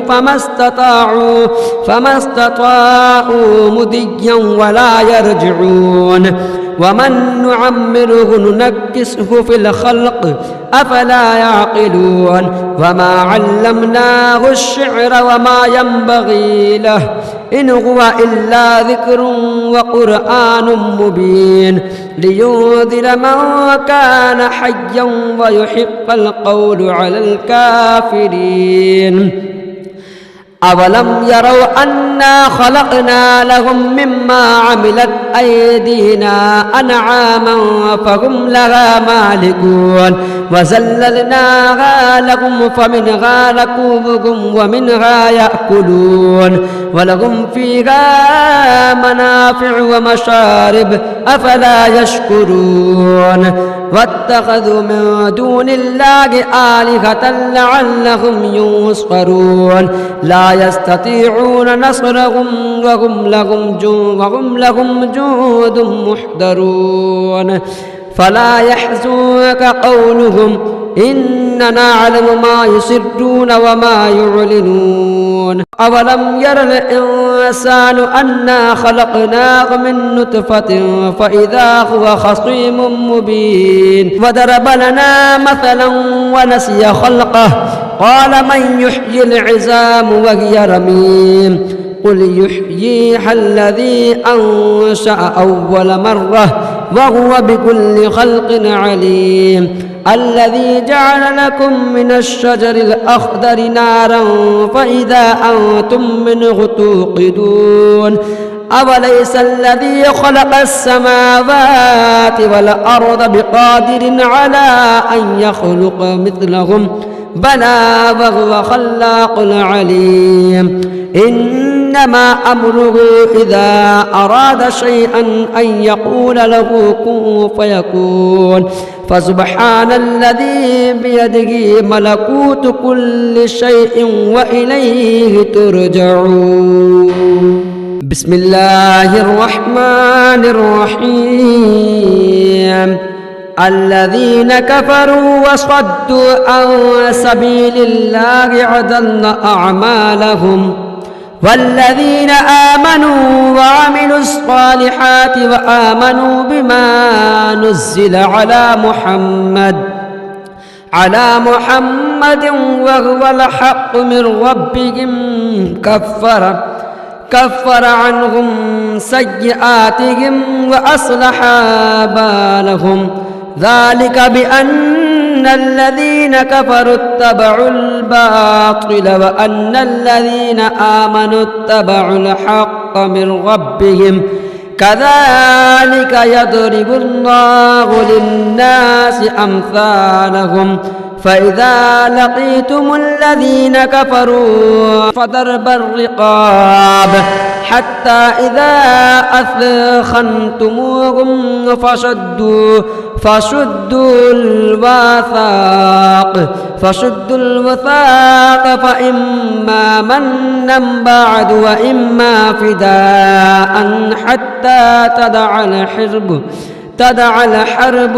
أوزارها ذلك ولو يشاء الله لانتصر منهم ولكن ليبلو بعضكم ببعض فالذين قتلوا في سبيل الله فلن يضل أعمالهم سيهديهم ويصلح بالهم ويدخلهم الجنة عرفها لهم يا أيها الذين آمنوا إن تنصروا الله ينصركم ويثبت أقدامكم والذين كفروا فتعسا لهم وأذل أعمالهم ذلك بأنهم كرهوا ما أنزل الله فأحبط أعمالهم أفلم يسيروا في الأرض فينظروا كيف كان عاقبة الذين من قبلهم دمر الله عليهم وللكافرين أمثالها ذلك بأن الله مولى الذين آمنوا وأن الكافرين لمولى لهم إن الله يدخل الذين آمنوا وعملوا الصالحات جنات تجري من تحتها الأنهار والذين كفروا يتمتعون ويأكلون كما تأكل الأنعام والنار مثوى لهم وكأي من قرية هي أشد قوة من قريتك التي أخرجتك أهلكناهم فلا ناصر لهم أفمن كان على بينة من ربه كمن زين له سوء عمله واتبعوا أهواءهم مثل الجنة التي وعد المتقون فيها أنهار من ماء غير آسين وأنهار من لبن لم يتغير طعمه وأنهار من خمر لذة للشاربين وأنهار من عسل مصفى ولهم فيها من كل الثمرات ومغفرة من ربهم كمن هو خالد في النار وسوقوا ماء حميما فقطع أمعاءهم ومنهم من يستمع إليك حتى إذا خرجوا من عندك قالوا للذين أوتوا العلم ماذا قال آنفا أولئك الذين طبع الله على قلوبهم واتبعوا أهواءهم والذين اهتدوا زادهم هدى وآتاهم تقواهم فهل ينظرون إلا الساعة أن تأتيهم بغتة فقد جاء أشراطها فأنى لهم إذا جاءتهم ذكراهم فاعلم أنه لا إله إلا الله واستغفر لذنبك وللمؤمنين والمؤمنات والله يعلم متقبلكم ومثواكم ويقول الذين آمنوا لولا نزلت سورة فإذا أنزلت سورة محكمة وذكر فيها القتال رأيت الذين في قلوبهم مرض ينظرون إليك نظر المغشي عليه من الموت فأولى لهم طاعة وقول معروف فإذا عزم الأمر فلو صدق الله لكان خيرا لهم فهل عسيتم إن توليتم أن تفسدوا في الأرض وتقطعوا أرحامكم أولئك الذين لعنهم الله فأصمهم وأعمى أبصارهم أفلا يتدبرون القرآن أم على قلوب أقفالها إن الذين ارتد على أدبارهم من بعد ما تبين لهم الهدى الشيطان سول لهم وأملى لهم ذلك بأنهم قالوا للذين كرهوا ما نزل الله سنطيعكم في بعض الأمر والله يعلم إسرارهم فكيف إذا توفتهم الملائكة يضربون وجوههم وأدبارهم ذلك بأنهم اتبعوا ما أسخط الله وكرهوا رضوانه فأحبط أعمالهم أم حسب الذين في قلوبهم مرض أن لن يخرج الله أضغانهم ولو نشاء لأريناكم فلعرفتهم بسيماهم ولتعرفنهم في لحن القول والله يعلم أعمالكم ولنبلونكم حتى نعلم المجاهدين منكم والصابرين ونبلو أخباركم إن الذين كفروا وصدوا عن سبيل الله وشاقوا الرسول